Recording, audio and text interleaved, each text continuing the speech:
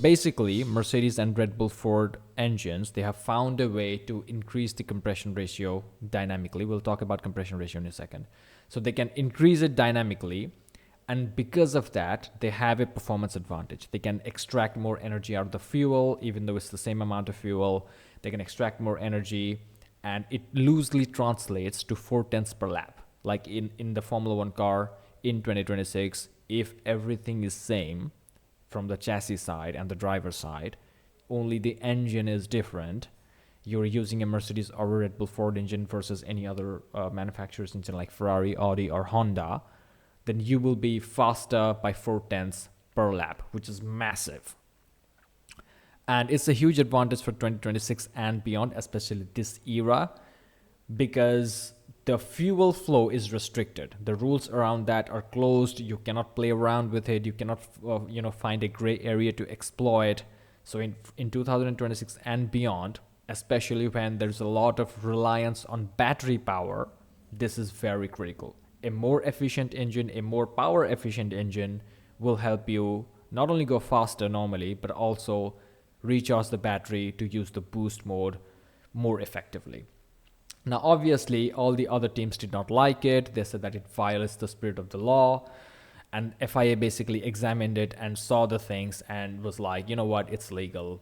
Let's just get on with racing. Now, let's dive into it. Let's see how they have managed to dynamically increase the compression ratio and see how they're gaining this much of performance and what it means for the rest of the grid. So, in my simple mind, the compression ratio is the volume of the cylinder when the piston is at the bottom versus when the piston is at its highest position at the top. That's the, compression ratio, as simple as that. Now, according to the regulations for 2016, it is 16:1, not 2016, 2026. According to 2026 regulations, it has to be 16:1 at room temperature. And this is the most critical part of the situation because that's where the loophole exists. In room temperature, when the engine is not running, not under operating conditions, the compression ratio should be 16:1.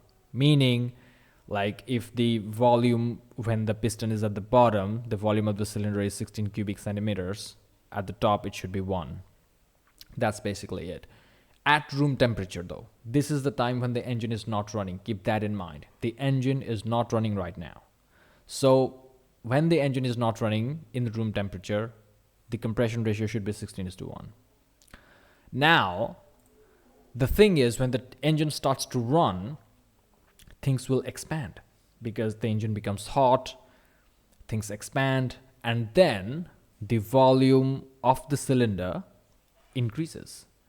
So the red dotted line that you can see, that's like the original cylinder volume. And then the black solid line that you're seeing around it is the expanded cylinder volume because of the heat. So when the engine is running, it's in the back of a Formula One car, race situation, qualifying or practice, whatever sessions, the engine expands, not the engine expands, the engine heats up and then the cylinder expands.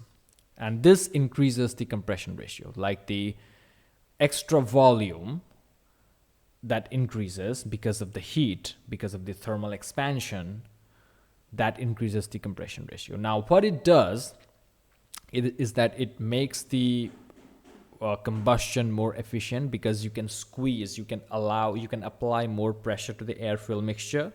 And because you can apply more pressure to the air-fuel mixture, you can extract more energy. You are more energy efficient. The engine is more energy efficient. That's very critical for 2026 because not only you can run the car with low fuel to get the same amount of energy, which means you can go fast, or if you're running with high fuel, you don't need to run with high fuel. You can run with less fuel, the car will be lighter, and you can still extract more energy compared to your rivals, and that extra energy can help you recharge the battery properly.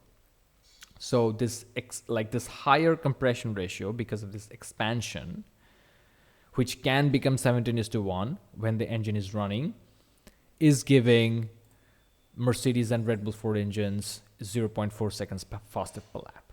That's basically is their trick, if you were to call it that. they have found a way to dynamically increase the compression ratio just by using thermal expansion, one of the most basic concepts in physics. Anything you just heat up, it expands, especially metals, and they have selectively used certain composites. So the advantage is going to be experienced by Mercedes, McLaren, Williams, and Alpine, the customer teams of Mercedes powertrains, high performance powertrains as they call it. And then Red Bull Ford is only used by two teams, Red Bull Racing and Racing Bulls. They will also have some sort of advantage because of this dynamically changing compression ratio. Now, the thing is, the rest of the teams who don't have this dynamically changing compression ratio, how much of a disadvantage do they have? Like, that's the big question. Because you may ask that, wait, Ferrari, Audi, and Honda, their engines will also heat up during the race. Ferrari, Audi, and Honda, their engines will also rise the operating temperature. Why won't they experience this? Right? Like, that's a legitimate question. I thought about this and then I found out that Mercedes and Red Bull, they have specifically used composites and material that like expand this cylinder a lot more. Like, they aimed for this, they designed their engine with this objective in mind. They're like, what, in room temperature, we can, pass the test by keeping it 16:1. And then we have to use some materials and some composites in which the cylinder expands substantially or enough to give us a performance advantage. So Red Bull and Mercedes, these two guys, they were specifically aiming, like this was not a bug, it's a feature, they aimed for this. But the other guys, like, obviously their engines will also expand during heat, but it will be too marginal to even, register as some form of advantage. So that's basically it. And obviously these guys complained. Everybody understands why.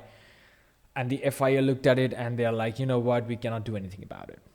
And that's the most important thing. Because if the FIA were to go and change that, no. In room temperature also, like in operating temperature also, the compression ratio should be 16:1. If the FIA comes out and say that, then Red Bull and Mercedes are basically fucked, because they will have to go and redesign the engine again, redesign the accessory components, etc., etc. So that's definitely not happening. Toto Wolff had said the ship has sailed. He basically said it.